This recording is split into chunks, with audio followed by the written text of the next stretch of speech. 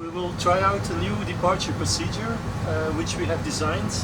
It's an advanced departure procedure which is not compliant with PANSOPs because it uses radius to fix capability, which allows the aircraft to fly a curved trajectory over the ground with a constant radius.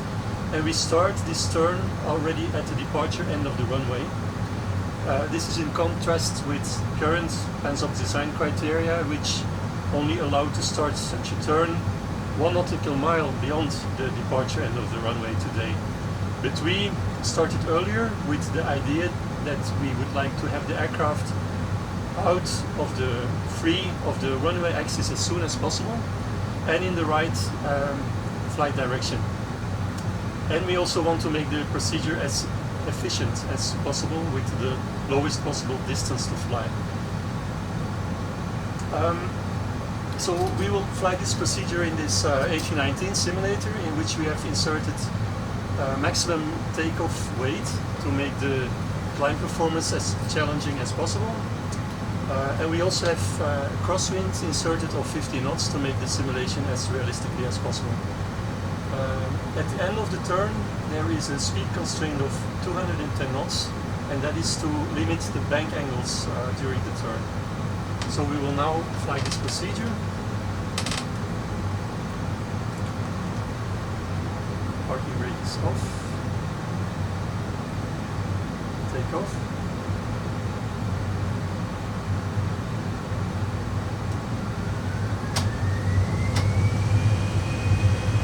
Mount flex SRS runway auto thrust boom. Thrust set.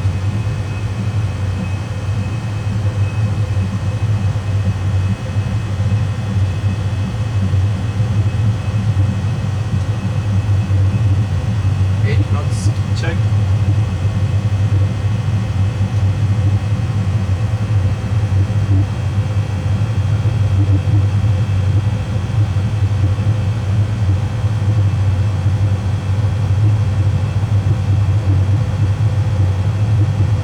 V1 rotate.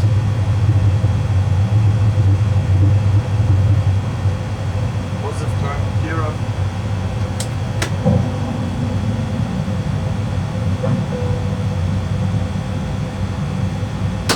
Autopilot on. And we are starting off our turn.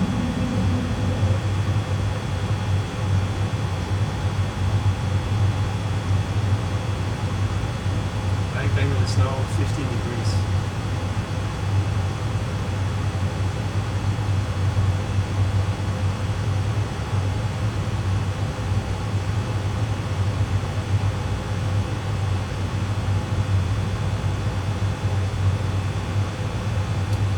Reduction.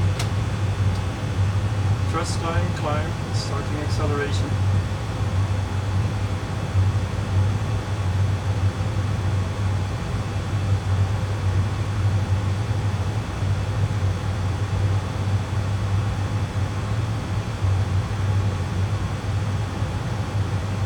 Bank angle now 20 degrees.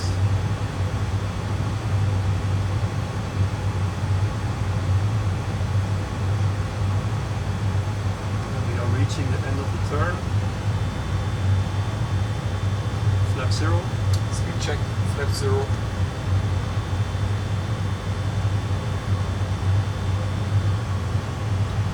Now we continue acceleration to 250 knots. So we have completed our turn back on the straight track now.